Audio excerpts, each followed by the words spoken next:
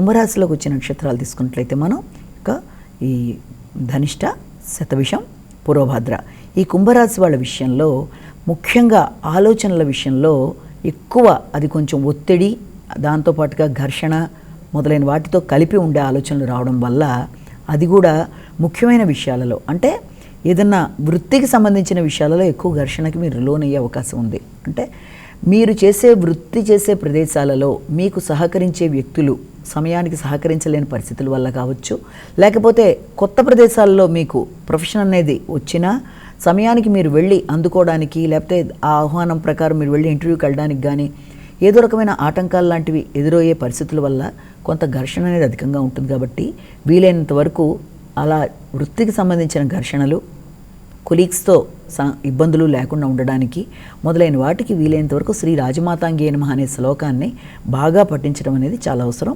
ముఖ్యంగా ఉద్వేగాలని బాగా కంట్రోల్ చేసుకుంటూ తొందరపాటు నిర్ణయాలు తీసుకోకుండా చురుకుగా ముందుకు వెళ్ళిపోతున్నప్పుడు ఎదురవుతున్న అడ్డంకులను అధిగమిస్తూ ముందుకు వెళ్ళాలి.